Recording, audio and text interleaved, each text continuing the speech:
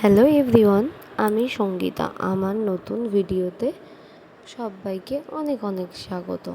আশা করি আপনারা সকলে ভালো আছেন। আমি কিন্তু ভালো নেই, আগেই বলি, বিকজ ওই যে বাড়ি থেকে এসেছি, সবার জন্য অনেকটা মন খারাপ। আর তারপরে আমারও একটু শরীর খারাপ হয়েছে, ঠান্ডা, জ্বর, কাশি, গলা ব্যথা, সাথে আমার থেকে বড় কথা আমার ছেলেটার হয়েছে। আমার নিজের জন্য কষ্ট না, তার জন্যই কষ্ট। তো ও কষ্ট পাচ্ছে। ওই টাইম মতো মেডিসিন, তেল মালিশ, সর্ষের তেল ওকে দেওয়া বারণ, কিন্তু তাও আমি মালিশ করছি।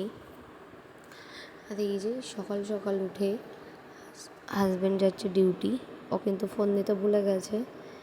এই যে আবার দেখুন ফোন নিতে চলে এসেছে, আর তারপরে কিন্তু আমাদেরকে নিতে এসেছিল। এই যে ওকে নেবুলাইজেশন করতে হচ্ছে, যার জন্য কিন্তু এই যে এইটুকুনি বাচ্চা কীভাবে কষ্ট পাচ্ছে, এতটাই খারাপ লাগছে। এখন মনে হচ্ছে বাড়ি যাওয়াটাই ভুল হয়েছে।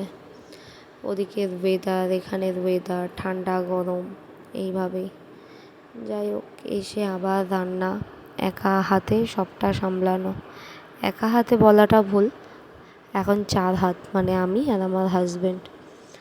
ও খুবই সাপোর্টিভ আর খুব হেল্প করে। ও না করলে হয়তো এইটুকুনি আমি করতে পারতাম না।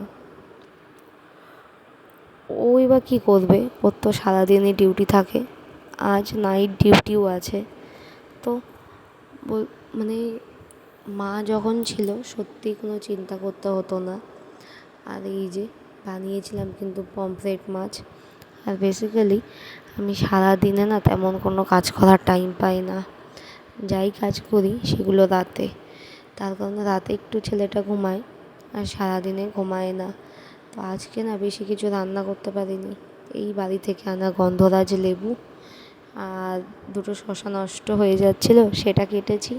আর দেখুন রুটি দিয়ে খাবো বলে ছোলার ডাল বানিয়েছিলাম, রুটি করার টাইম পাইনি, তাই ভাত নিয়েই বসে পড়েছি।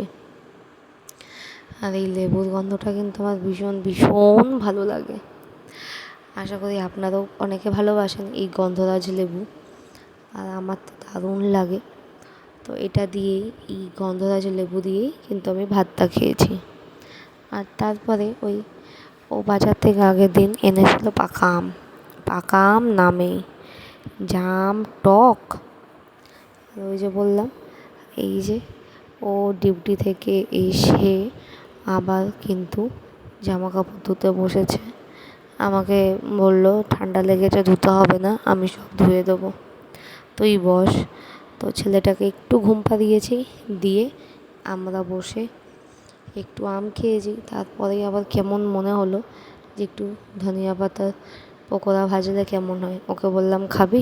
বললো হ্যাঁ খাবো, বানালে। ও বললো ছাড়, বানাতে হবে না। আমি বললাম কেন, বানাই। আর তারপরে পকোড়া খাওয়ার পরে রাতের খাবারটাও চটপট খেয়ে নিয়েছিলাম। খাওয়ার পরে ওই যে ছেলে আর হাজব্যান্ড দুজনেই শুয়ে পড়েছে। আর সকালে যেহেতু আমি ঘর মোছার টাইম একদমই পাই না, ওর জন্যই রাতের বেলাতেই ঘর ঝাড়ু দেওয়া, মোছা সবটাই করি। কী করবো, ছেলেটা এতটাই ছোট আর কোল থেকে নামতে চায় না, যার জন্য সকালে আমার পক্ষে কাজ করা খুব খুব চাপ হয়ে যায়। আর ওকে কাঁদিয়ে না কাজ করতেও ইচ্ছা করে না, কেমনভাবে ঠোঁটটা ফুলিয়ে ফুলিয়ে কাঁদে। আর ওকে তো সকালে উঠতেই হবে 5টায়, আমারও এখন উঠতে হয়, তার কারণ বাবুটা উঠে পড়ে ওর জন্য। আর এই যে মোটামুটি সব বাসন ধোয়া সব কমপ্লিট, এখন হাত পা ধুয়ে আমিও শুতে যাব। যাই হোক, বাই, গুড নাইট।